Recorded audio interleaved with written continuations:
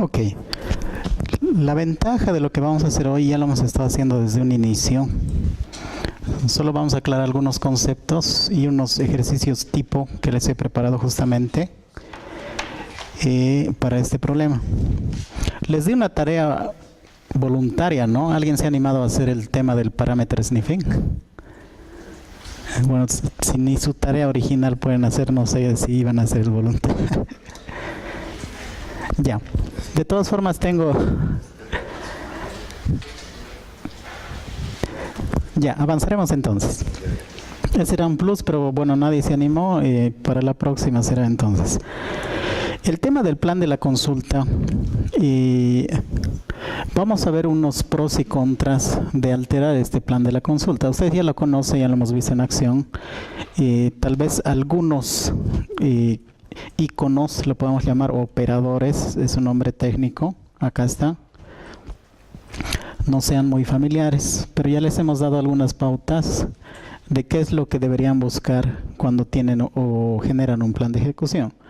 ¿Por qué es importante? Porque les interesa cuando ya es trabajo de verdad, ya es bases de datos reales. Muchas veces hay la discusión con el DBA de que si la consulta está bien o está mal. Y lo primero que te pide es su plan de ejecución. Y si no sabemos interpretar, estamos en grandes problemas. Primero hay que conocer cómo se ejecuta una consulta. Es bien trivial, pero sí, hay que volver a lo básico, hay que entender cómo se ejecuta una consulta. Este SQL statement es el select que tú escribes, nada más. Así como el código que hacen, ya sea en Java, C#, JavaScript, primero hay una etapa de parseo, que es decir, validación de la sintaxis. No hace nada todavía más que revisar tu código. Elabora un árbol de parseo y lo bindea a serían las entidades. Me refiero a que si haces referencia a una tabla, lo va a bindear a una tabla y ya vas a ver a qué tabla haces referencia. Genera un árbol de ejecución algebraico, que esto se podría interpretar como comenzar el orden de qué tablas voy a utilizar y qué voy a hacer. Hay un proceso interno de optimización, que eso es propio del motor. Genera su plan de ejecución y ejecuta la consulta. Así es como funciona.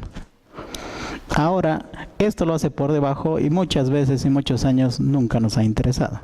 Hasta que nos comienza a dar problemas y no entendemos y no podemos interpretar qué está pasando por debajo. Por debajo, así es como trabaja el motor, específicamente hablando de SQL Server, utiliza operadores. Estas son, podríamos llamarlo operaciones físicas que va a hacer por debajo. Sí, lo más apropiado sería no involucrarnos con esto. Pero cuando nuestro trabajo es interpretar qué está haciendo y poder identificar problemas, algo que llamamos troubleshooting, sí necesitamos revisar qué está haciendo.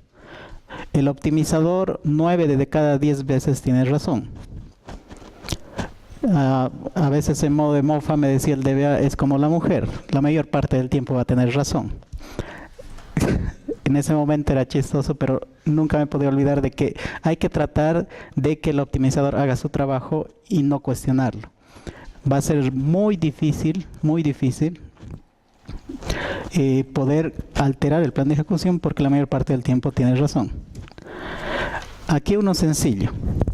El operador que no debería existir nunca, ya nos habíamos adelantado antes, el table scan.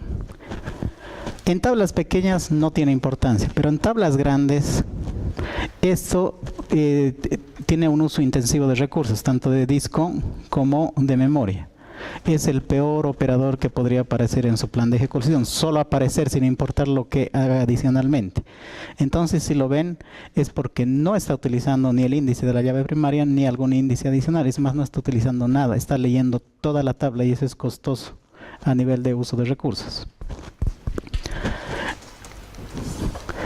Esto que ya hemos visto poco a poco, ¿qué es lo que contiene? Generalmente es un resumen de lo que hizo el operador. Es muy recurrente, no importa si es el cluster index, el nested loops, cualquiera de esos operadores que hemos ido viendo. Te indica qué operación física ha realizado, en este caso el table scan. ¿Qué operación lógica ha realizado? El table scan. prácticamente lo mismo. Modo de ejecución a nivel de fila. ¿A qué se refiere esto? ¿Se acuerdan que les he mostrado que cómo maneja SQL Server son páginas? Las páginas que contienen registros, ¿no es cierto? Entonces aquí puede ser su modo de ejecución a nivel de página o a nivel de registro. Esto es informativo, no puedo yo alterarlo ni cambiarlo. Solo te indica cómo está funcionando. El almacenamiento es almacenamiento de registros. Ahora, los que sí vale la pena que se acuerden y que tomen muy en cuenta son estos dos.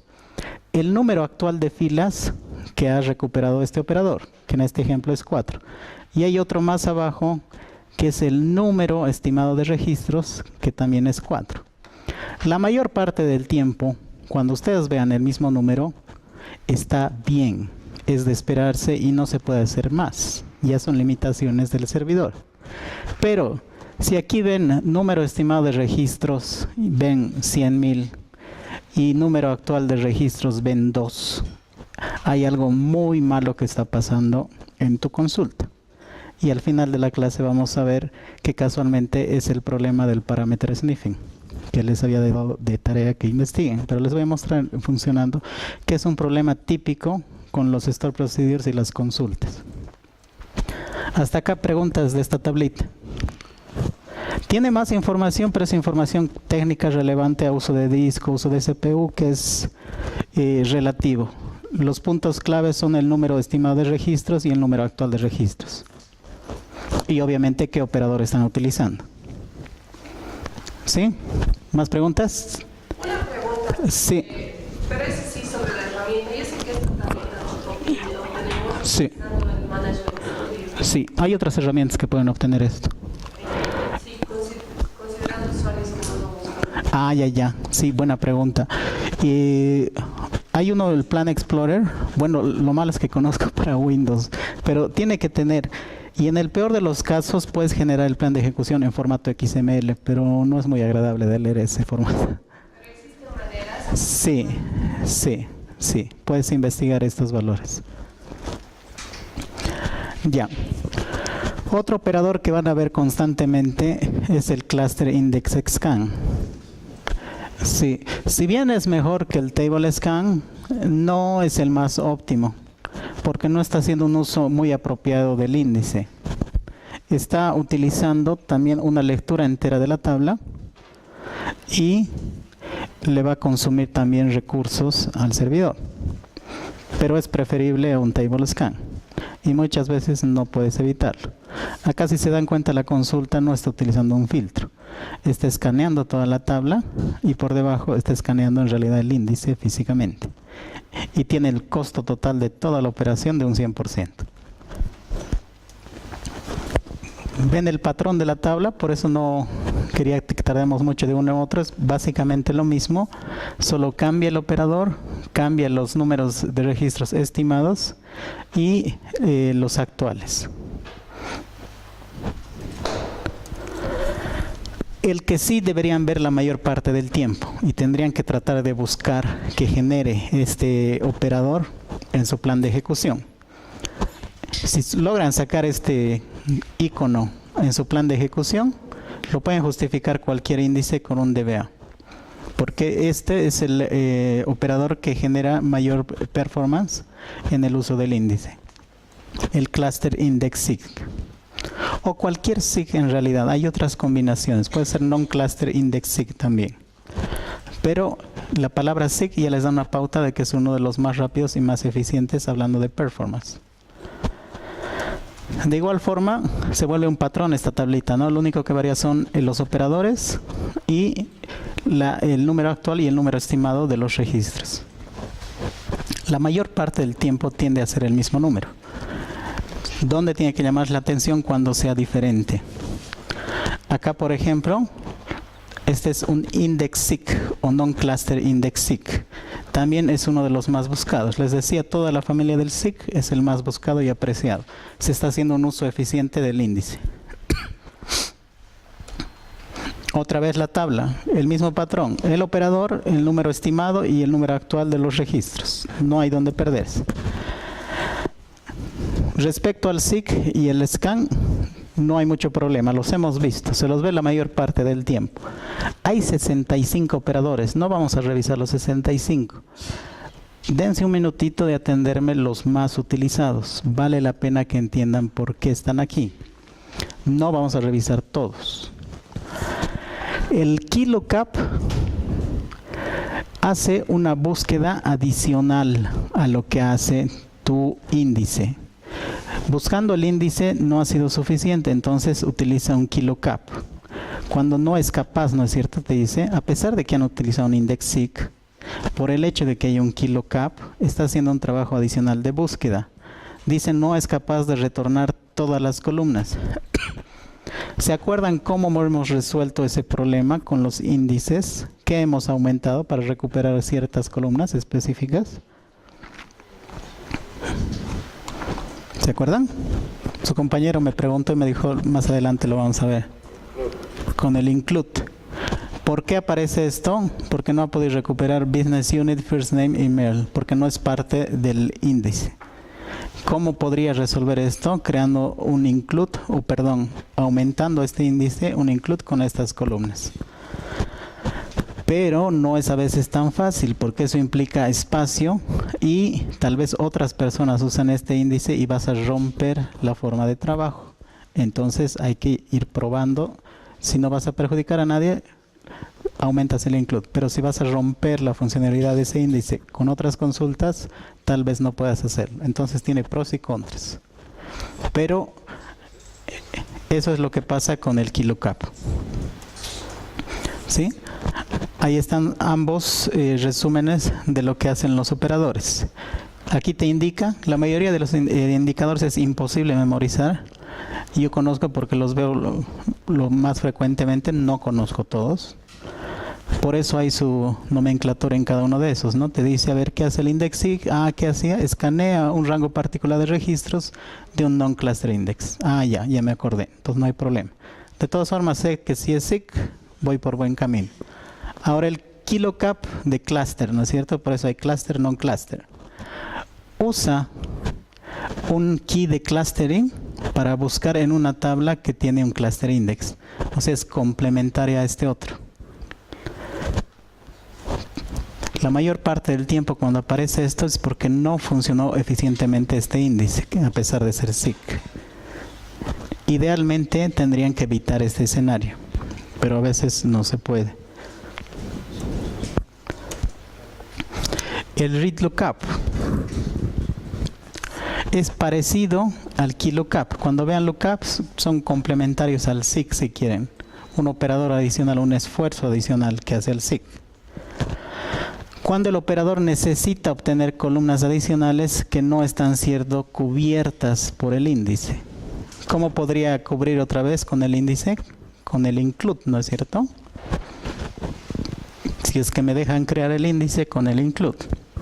Si no, voy a tener este problema del read lookup, que es muy parecido al KiloCap. Está casado con un seek.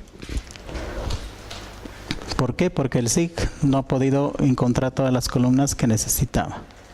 De todas formas, si quieren echarle una mirada, está ahí las consultas dentro de la diapositiva. Igual, ¿no?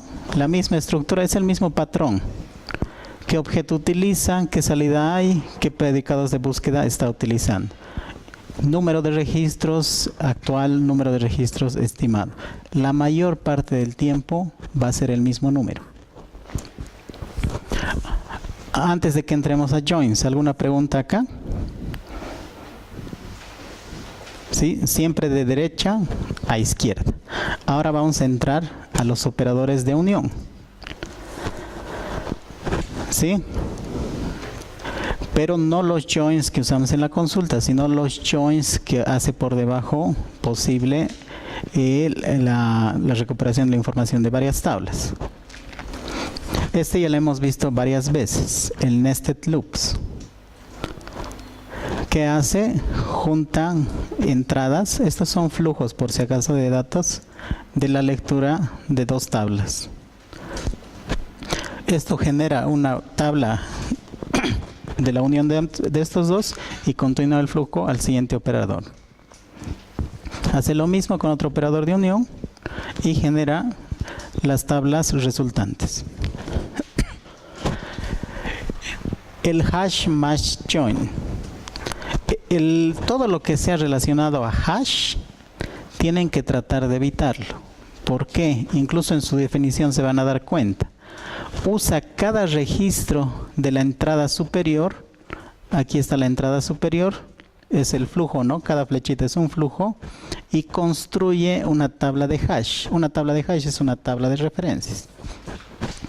Y cada registro de la tabla de abajo hace un proof, es decir, prueba si cumple la condición en la tabla de hash, es decir, si se encuentra en la tabla de referencias. Y la salida por este lado va a ser los registros que hagan match. Este operador es costoso, por eso hay que tratar de evitarlo. Muchas veces aparece cuando la consulta es demasiado compleja. Pero ¿y cómo lo evito? No es que diga no uses match join. El optimizador decide usarlo porque considera que es el más óptimo. A veces la única alternativa es tratar de reescribir la consulta de otra forma para evitar el número de joins. Aquí está el hash match join.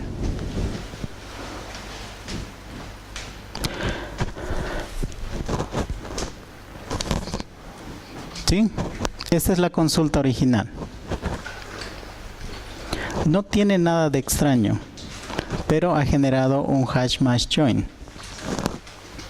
¿Sí? A veces no se puede evitar el operador, lamentablemente no le puedes decir úsalo o no. Vamos a ver el tema de hints al final, que puedes forzar, pero van a ver que raro es el caso que tienes mejora en el performance.